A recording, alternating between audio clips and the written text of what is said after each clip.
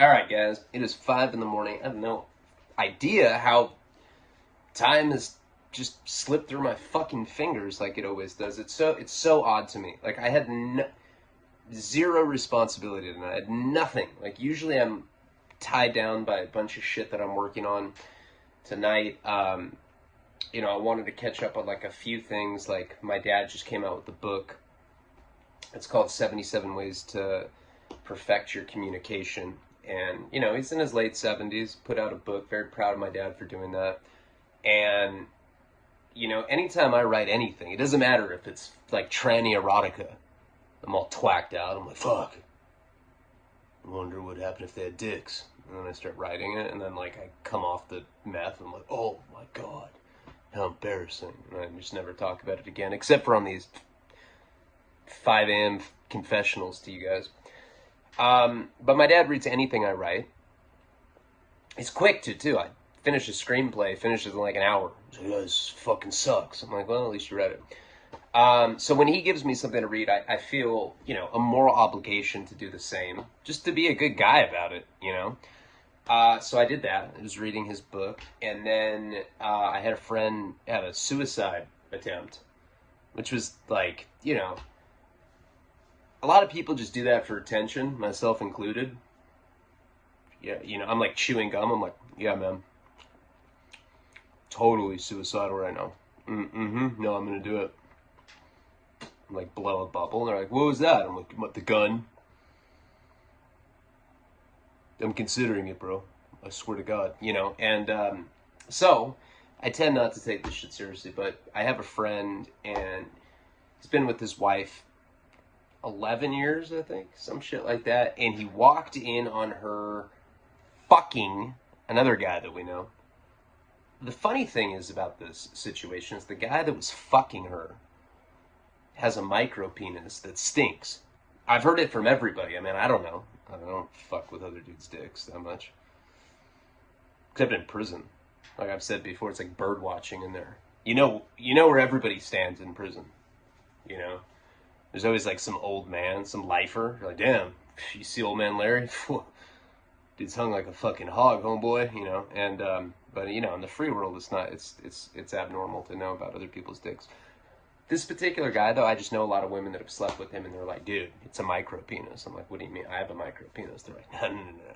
This guy has like legit micro penis. It looks like a little worse than a root beer barrel. Imagine that. So anyway, so this guy with the micro penis, he walks in and he's fucking her.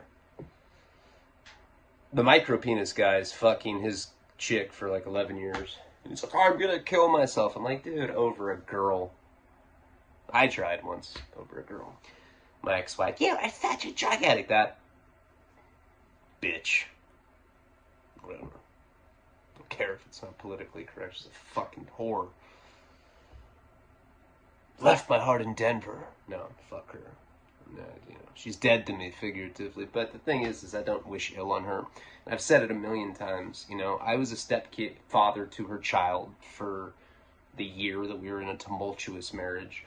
He called me daddy, and I really do feel a karmic responsibility, if I ever make it, to make sure that kid's taken care of, provided for.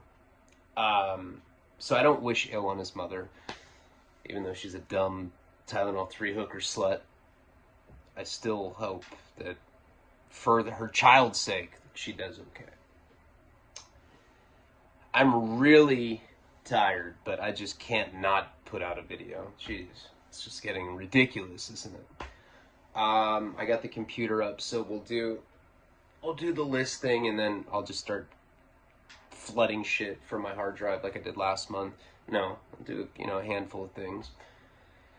Oh, man, it sucks when I'm this tired. But you know what? We got cold coffee. And Karina's gonna be mad, too. She's like, do not stay up all night, you piece of shit. I'm like, alright. I'm not. I'm just gonna read my dad's communication book, and then I'm gonna do a video. I might trim my fucking eyebrows. Look at those things. Jesus Christ. Look like some predatory librarian, You know how there's always like those weird predatory librarians with bushy eyebrows that have that old people manure smell, like they shit their plaid pants or something? You know what I'm talking about. Old people always smell like that. Whenever I inhabit a couch for long enough, it starts to smell like that too. So I believe that there is an association with that smell and probably masturbating. Like, oh, cum stinks. All right, dude, let's get, fuck. Jesus, you see what happens when I try? I'm like delirious at 5 in the morning. All right, let's get right into the stories. This is another Redux, and then I got the naked girl, and I might do another Wasco and juvenile delinquency. Not all in one video, but it's what I plan on getting done in the near future. All right, so where we had left off last time, without going too much into the fucking recap, is I went to Oregon to meet Primo. We were gonna tell him that, yeah, we were gonna snitch on Sass and tell him that he's a rapist. Hey, this dude that you're like your second in command is raping chicks with drugs. Not good for your fucking business's image. Nobody likes rapists. Nobody. Like, nobody likes rapists. Even pedophiles are like, ew, raping adults, gross. Even pedophiles don't like rapists. Fucking pieces of shit. And this guy was a rapist, by the way. And I know he watches my Patreon. You're a fucking rapist through and through. I should put a picture of you out there, you piece of shit. He's a rapist. You know, we'd heard it in the beginning, like I had said. You know, we'd heard that, okay, this guy was the ugliest. I'm a personality guy. Swear, I really am. You know, I've dated chicks that I don't even know. I was like, I don't even know if you're a dude or a chick, but let's date because your personality is bomb as fuck. I'm like, okay. I'm like, dude, this is Philip. He's a chick. And I was like, okay, I accept you. We're liberal, you know, Californian people. This guy was the ugliest fucking guy I've ever seen in my life, ever. Like, ever. You know, and I'm not gay. But there's plenty of dicks I'd suck for the right amount of money. Anything over like $1,000. It'd have to be over 1,000. Under 1,000. Hey, dude, I'll suck your dick for $400. That's whack. But 1,000? Right here. Pick me. I wouldn't suck this guy's dick for all the money in the world. This guy is fucking disgusting. What did he look like? You may wonder. I think I've described him before, but he was this little fucking turtle-shaped person. One of those people that didn't have a neck. You know what I'm talking about? He didn't have a neck, and his face was perpetually blushed.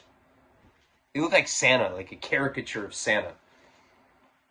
Ugly, and this dude always had dimes with him. Like I was on methadone. I didn't even I was like, ew. Pussy gross. I'm just gonna drink methadone. You know, I became asexual at a certain point. This is after I was fucking Jade and everything. Got to a point where I was not interested in the opposite sex. But this guy always had dimes with him. I'm like ridiculous. They were like wearing like Victoria's Secret wings and shit. I'm like, do you always dress like that? They're like, yeah. I'm like, And I never understood why. But then, you know, I was young and naive. The reason why is because he had so much money. He was bankrolling these girls. They were all high-end escorts. And early on, we'd heard that he had the tendency to open capsules and put them in their drinks and fuck them. We heard that early on. But we're like, we don't care. We're making so much money. Fuck morals. We just chose not to believe it. You know, it's not like we actually believed it because there is a level of denial you have when you're making a lot of money off somebody. And you're just like, you know, it's just like kind of when I was at Mike Virgin's house, right? The fucking underage girls getting pimped out. And I was like, this crack is fucking bomb. They're probably over 18.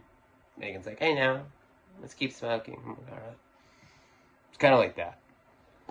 Okay, so later though, he ended up raping a girl that I was friends with. You know, somebody that I believed, you know. And like I said in the last video, I think, you know, nowadays my moral compass is not, I mean, it's not like some you know, I'm not some like humanitarian or anything, but I definitely have morals. Like I don't cheat, I don't snitch, I don't steal. Pretty sure there's a couple others, but that's the core ones. Um, and I would never be okay with that, even if I heard a rumor, because I'm going to give the girl a benefit of the doubt. Because what I've learned as I've gotten older is when there's smoke, there's fire. Now, I've known girls that have said that the guys have raped them when it hasn't happened. And I think at that point in my life, you know, like I said, I was just making so much money. So anyway, Kevin, who had always been incredibly responsible, you know, he was like always like, he's like the guy where like we were like going to a rave, he'd be like, hey guys, I'm not going to do any drugs tonight. And we'd be like, what the fuck? He'd be like, yeah, someone's got to drive us. Like he'd always think of shit like that, right? Now that was before he got on heroin, and that was before I started smoking crack with him when we were going out to Eugene. So by the time we end up getting to Primo's house, who was Sass's connection, he was so cracked I couldn't even get out of the car. So when I get out of the car, and I knew that Sass had raped this girl, you know, and I was in debt to him, and, you know, I hate to say it, sound like a complete piece of shit. It was the kind of thing where, like, once I found out that he raped a chick, I was like, we don't have to pay him. I'm not paying a rapist. Danny's like, yeah, agreed, let's burn his ass, you know? And it was just because we were desperate, because it sucks being indebted like that to a drug dealer, you know? It's not like movies where you get indebted to a drug dealer and they go make you like fuck dudes in Palm Springs. It's less than zero. No, he just made me do high risk drug deals and shit for him, and it just sucked. Like it was like taking, every time I took a step forward, it's like taking 10 steps backwards. So anyway, we end up getting out to Eugene. We get to this like very normal suburban area, and park the car. I'm like, Kevin, let's go, man. And he's just like, you know, stuck. All right, checks out. I'll handle this. You know, I don't know this fucking guy. I'll explain who I am. So I end up going up to the house, knock on the door, here's some TV coming from the other side, here's some commotion, and boom, Sass comes out. Instantly put me in a bad position, because what the fuck am I gonna say is happening? But this is the thing about me, okay? From past stories that I've told you about, like when I've gotten like pulled over and like stuck my key up my asshole, or told the cop that I was taking a culinary arts program at the city college, and difference between cooking and baking, and baking's a science, cooking's an art, shit like that. I always have this ability just to make up crazy ass excuse, like right on the spot. Like if I'm cheating, why's your dick in that chick? Just like, I don't know, it felt like I was getting fat. Cardio. Duh. No, I don't know. That was stupid. Sorry. It's fucking late, man. I'm trying. I'm really trying. This ass looks at me, you know, he's giving me this look. And what I say to him is I go, look, man, I'm so glad that I found you.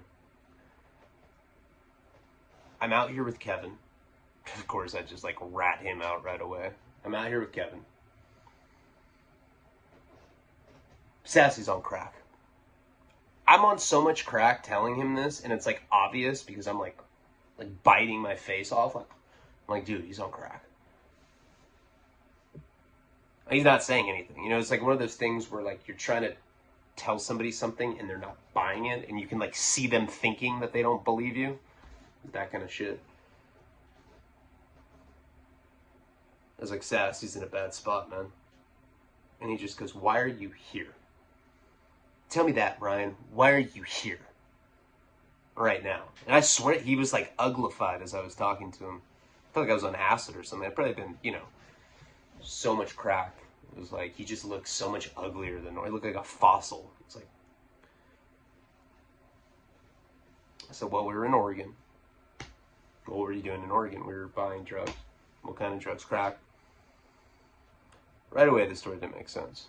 You know, and so what I had told him is pretty much what the truth was.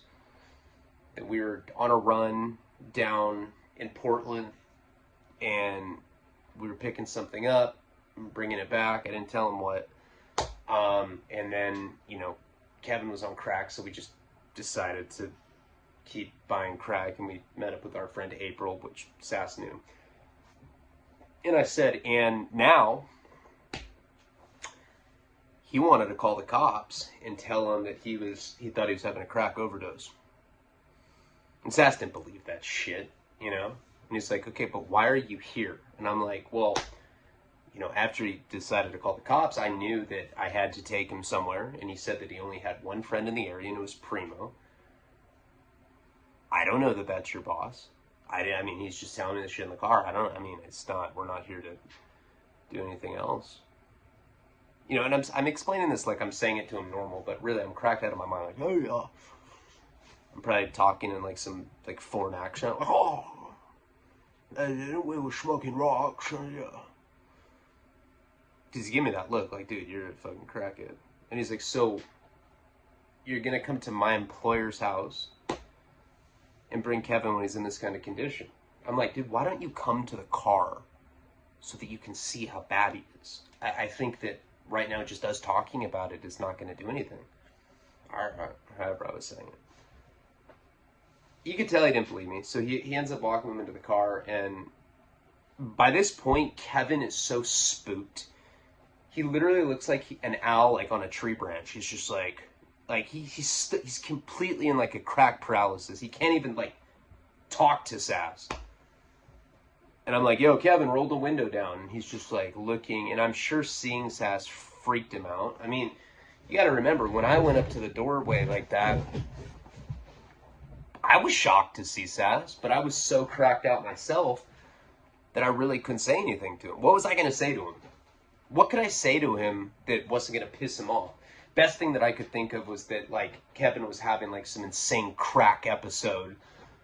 And that the only reason we showed up at this particular place is because it was the only person we knew in the area. But it made no sense because we just came from Portland. The whole story was fucking bullshit. And he knew it. So he's trying to talk to Kevin. Kevin won't roll the window down. Eventually, I go to the passenger side. I open it. Kevin goes in, or Sass goes in there. He's like, Kevin, what's up? Kevin can't say anything to him. He's just stuck looking at him. And Sass shuts the door, comes up to me, and he's like, look, man. He's like, you and Kevin work for me. You don't work for him. You shouldn't even be at this guy's house right now. You owe me money right now. You know, you should be doing things for me instead of going on some weird, like, cross-country crack fucking binge with Kevin. I have no idea what you guys are up to, but something just, you know, there's a rat in the basement. Something's rotten in Denmark. Whatever fucking weird one-liner he probably said, because that's the kind of guy he was. And he basically said that, you know, if we were to see Primo in the condition that we were both in, it wasn't just Kevin. I mean, he was stuck, like where he couldn't talk, but, like, I was pretty much right there as well, you know. We would have embarrassed Sass if Primo had seen us in the condition like this. Oh, these are your employers? Yeah, they smoke rocks. Like, that's not going to fly, you know. So that was pretty much what happened with Sass, and I got in the car, and we left empty-handed. Now, remember, Kevin has pretty much lost functionality at this point. Like, he is so fucking cracked out of his mind that he can't even drive. I'm having to drive. And anybody that has ever done a bunch of crack knows what it's like to drive on crack. It's like you start getting tunnel vision, and like you're seeing like cars pass you, but they look like almost like LSD tracers or something. You're just seeing like, you know, beams of light, like kind of like checkering past you. It's very dangerous. Nobody should drive on crack. Pretty sure that's a law. I know that's a law. You can't drive on fucking crack. Somehow we end up getting to some hotel. I don't even remember what town we were in, but it wasn't one of the major towns in Oregon. We end up going to some hotel, and like, you know, Kevin is sitting in the car and he won't get out of it. I remember I had to go inside of the hotel. I had to go check into the hotel, which is always interesting when you're dealing with like some old Asian lady that barely speaks English, and you're like trying to be like, yeah, man, I'm not on drugs or fucking hookers here. but they don't understand what you're saying. But just kind of intuitively, if you say stuff like that, they kind of know that that's not the truth. So I remember I had to literally check into this hotel by myself. I had to go in the room. I had to get one of those like paper, little plastic disposable cups that they have in hotel rooms. I filled it up with water, and I walked back to the car and just poured it on Kevin because he was that stuck. Where like the only way to bring him out of his little crack coma like that was to like offer some sort of like shocking outside stimuli like that, right? And he, like, it was weird. Like right when the water comes up, he's like, "Are we at Primo's?" I was like, "No, man. Sass was at Primo's." He's like, "Does he know?" I was like, "Of course he doesn't know." "Yeah, dude, I told him." I said, "Hey, Sass, we're here to tell your fucking connection that you're a rapist so that we can get the drugs or we can rob him," where the fuck it was going to be. Because in my mind, it was always to rob the guy. And Kevin, he's like one of those guys that's in denial about being a piece of shit. Like, I know I am, so I'm just like, I'll rob him, fuck it. Kevin's like, "Yeah, well, we'll tell him that Sass does stuff like that, and maybe he'll give us better deals on kilos." It's like, fuck no. I'm trying to take this guy for $1 million hard cash or whatever it was. I just wanted out of this life so badly at that point. Back home, at that point, things were really starting to fall apart. When we had moved, to that, oh my God, it's so difficult to do this at this time. When we had moved to that new house, the one that ended up getting robbed, I still at this point didn't know if it was, I didn't know if it was Scott, I didn't know if it was Steve, the other drug dealer guy. I didn't think it was Steve because, like I said, they didn't touch the safe, they didn't get any of the drugs or the money, they just took a bunch of really expensive stuff that was in our house. So I felt unsafe at that point. Plus Jenny was like a full-blown junkie at this point.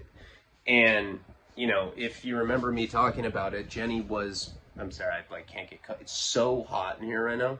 Like dying. Jesus Christ. Jenny was like my anchor of stability, right? I needed her not to be on drugs because she was always the person that would be like, "You're doing too much, you're too fucked up." As soon as she got on heroin, it completely trumped all that stuff. It eclipsed, the responsible person that she was, and she just became a thin shell of the person she was before the drugs, and that's what happens with heroin. So I didn't have her telling me that I'm trying to go out here because it's really, really hot in that room. I didn't have her anymore kind of being my anchor, my rock, my stability. And this was a time in our drug dealing career where things were in a complete disarray. People were robbing us, we were in debt to Sass.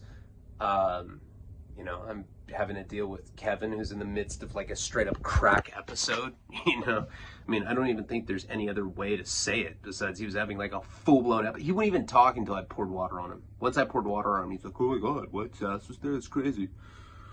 Oh well, let's get more crack." I'm like, dude, this is just, it was a complete waste of a trip. So we ended up staying in this hotel. I think we stayed there a couple nights. I think we continued to do crack. I don't even remember the name of the town. Like I said, it was somewhere in between Portland and Eugene. But I know that we got a bunch of crack, and like we were like partying with like some S&M gay guy because he was like the only guy we could get crack from.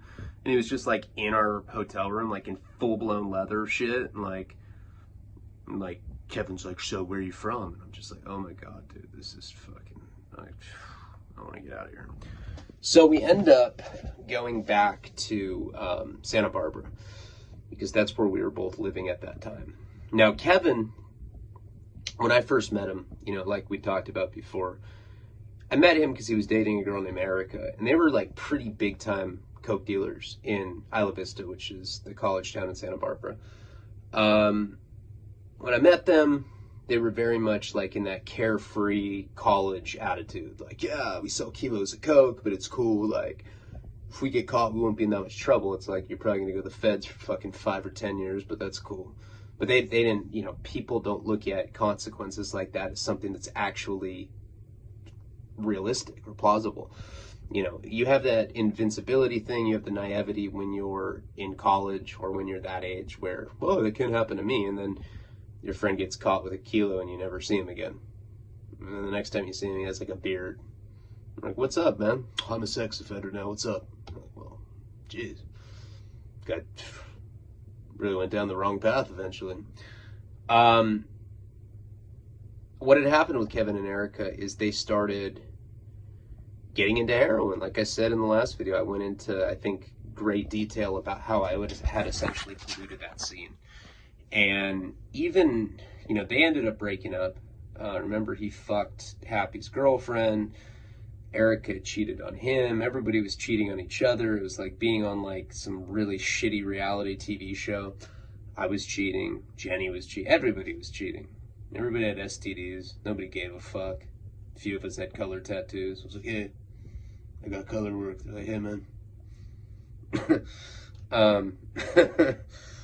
was a really stupid joke. But what had happened with Kevin is after him and Erica split up, you know, and we were business partners in the beginning. Remember, you know, he was the one that was selling Sass's drugs because he was connected to the college scene. I was selling them because I was connected to the local scene. What happened when they broke up is Kevin ended up moving into this like straight up flop house. You know, this like, it's like a nice house in Santa Barbara, but you know, it was occupied by like 7 or 8 junkies. Now, one of the girls that was, her name was Margie, or Maggie. Maggie or Margie, I don't know. I think Margie. I don't remember. It doesn't really matter. But this girl just hated me from the get-go. Now, this is kind of a funny coincidence. This girl had gone to this private school, Midland. That's the school, if you guys remember the story, my parents had sent me after I got expelled from Santa Barbara High.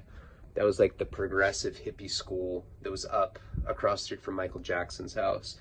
And when I got there, they were having like some assembly. You had to wear like a suit and like nice clothes to dinner every night. And somebody stood up and they're like, just want to make an announcement. I'm queer. And then like everybody started clapping. And you know, I'm 15 at the time. I was like homophobic. I was like, yeah, man, I'm not trying to get my dick sucked by a dude. That's gross, you. And as soon as this one guy admitted to it, like this just turned into this whole like straight gay convention. Like there was like fucking pirates like just popping out of nowhere. They're like, oh, I'm gay too. We were like, what the fuck? And then they try to make me do a group shower, and I wouldn't do it. I was like, nah, I'm not doing that. You know, I don't know what I thought would happen, but whatever it was, I wasn't trying to fucking play with it, you know? And so I ended up stealing a bicycle, and I tried to escape from this place, and I ended up getting expelled for it. This girl, Margie, had gone to that school, Midland, and she hated me. Because this is the thing, you know, that particular scene that he was in was full of all these like really faux fucking liberals. Cancel culture, before cancel culture was even a thing. It was really tough. She's like, Kevin, I've got to talk to you. He's like, what's up? It's about Ryan. He's like, yeah. I don't know how to say this, but made some homophobic remarks back in 2000. I, for one, am not cool with it. The bitch is fucking shooting heroin at this point in a flop house. You're cool with the fact that I made homophobic remarks fucking 10 years before this or whatever it was? No, this was like 7 years later. But still, it's like, what the fuck? You know? And you know, she was like one of those people that was a complete degenerate junkie, but would like judge you if you said anything that might be deemed offensive. How the fuck is that even offensive? I don't know. So right from the get-go, when he's living with this chick Mari, and she was a heroin dealer too. That's another thing. It's like, what, you're gonna virtue signal on me when you're selling heroin to people? I'm not saying I'm some moral guy, but you're not either. And she hated me. oh, the homophobe's coming over. And I'd come over, I'd be like, that's me, I hate gays. So what? You know, I just say that kind of shit to fuck with her. She'd be like, oh, Kevin, I told you. And he was like, he thought that shit was whacked. He's like, who cares? Point is like, I couldn't even go over to this house anymore because, like, I had been canceled. Boycott Ryan, the homophobic heroin dealer. I was not even homophobic. At that point in my life, I didn't give a fuck about that anymore. All I cared about was methadone. That's it. I lived for it. I woke up, I was like, I need methadone. And when I went to sleep, I was like, I can't wait to do methadone tomorrow. Well, that was like my life. And Lost. I watched a lot of Lost. So it became this really weird, like, kind of rivalry between his group of friends and me and Jenny. They didn't like us. Thought we were a fucking whack, sleazy couple. They were all smoking crack and doing heroin too. It's the weirdest shit ever. So that really created complications. The reason I'm going into this is it really created complications for me as a drug dealer because Kevin was my business partner. He was the responsible, and he had Microsoft Excel sheets. He's like, hey, we've sold 3,600 grams of Molly this month. Good work, bro. He was one of those guys that treated it like it was some corporate job or some shit. Like doing PowerPoint. He's giving us fucking keychains with MDMA molecule fucking logos on it. I'm just like, dude, it's not that deep, bro. Let's just sell drugs and do drugs. It's like, okay. And I really needed not just Jenny, because Jenny was, like I said, she was my anchor, but Kevin was almost like the checks and balances on her checks and balances. If I started getting too out of control, she was always there to let me know. She was always there to baby me. She was always there to help me. Kevin was another one that would make sure that I was okay. You know, he kept track of the money in, the money out. He made sure that if I was short on my re-up money with SAS, that he would cover me. As soon as he started doing heroin, and as soon as he started living at that house with Margie, who hated me, it all went away because I couldn't really spend time over there. I wasn't really allowed over there anymore. She hated me. And Jenny was just a complete junkie at that point. She reminded me of Courtney Love's character in The People vs. Larry Flint. Remember that? Except she didn't have AIDS, but she may have fucking well have. She was that strung out. She was already skinny. You can see in some of the raw footage that I've posted recently. She was a very skinny person, right? When she got on heroin, she lost 40 fucking pounds. She was under 80 pounds.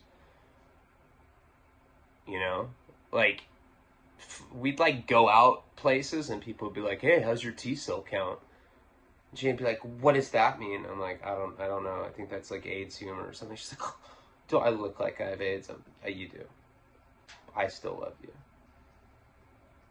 I love your personality. It's fucking dank. She's like, I love you.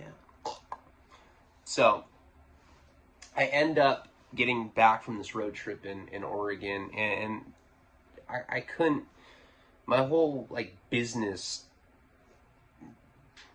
affiliation with Kevin was just, it pretty much went away with that group of people he was living with. It wasn't just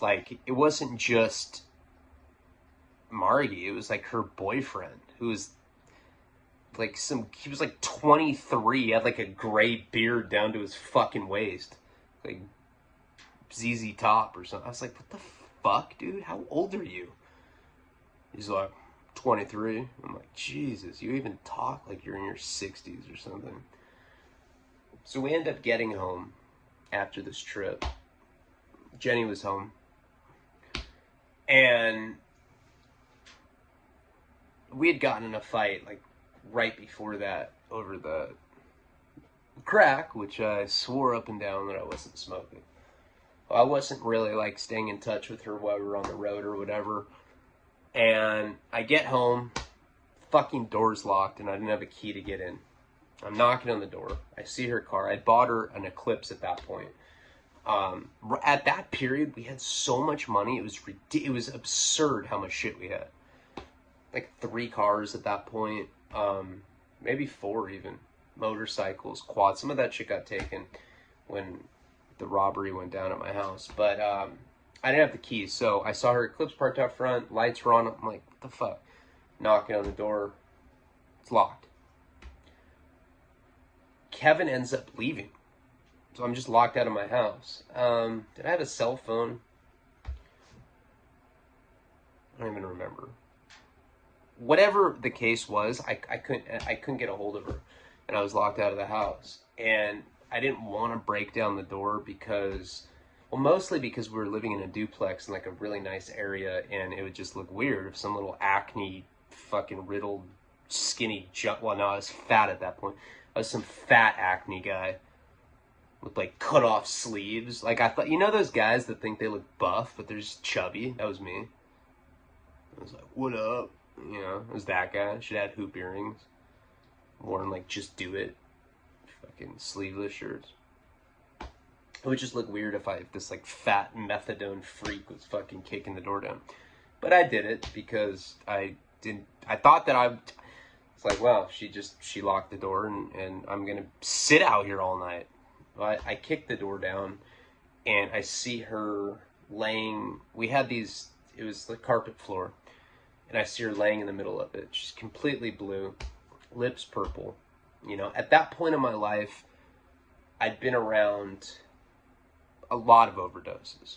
You know, that girl had died in my arms in Florida. That girl Marissa had OD'd. What else? I don't know. I mean, that kid Bryce that we stuck the ice cubes up his ass, the big kind, and blood had seeped out. So I was used to being around overdoses at that point in my life, but not somebody that I loved. And I remember kicking the door down, and it wasn't that hard to kick down either. You know, it wasn't, I don't know. Some doors are easier to kick down than others. I did that to this one recently. Yeah. I have an anger problem. No, that's its own story for another time. But you know, I see her. I remember when I kicked the door down and I saw her. She's overdosed. She's laying on the carpet right in front of me, and I remember my heart just like kind of sinking into my stomach. It almost felt like when you're on a ride and you like go down a drop and you feel your stomach drop. Like if you're on like one of those like roller coasters that just go straight down. Not like when you're sitting down. I'm talking about like a free fall type ride where like you like sit in something and it just drops you. And it was such a sudden shift in my stomach. It literally made me queasy. You know, it made me nauseous. And I started crying. I mean, you know, and this is like, have the buffer of methadone and I've been on a crack binge or whatever. And I still just got flooded with emotions. She looked dead, you know. And I ran up to her and I flipped her over and I couldn't tell if she was dead or not. I mean, her coloring had completely warped. You know, it reminded me of when I was a kid and I used to play in the creeks by my parents' house. And I'd like find a dead possum laying there, you know, where all of its life had been robbed out of it and it was like completely white and like ghostly looking.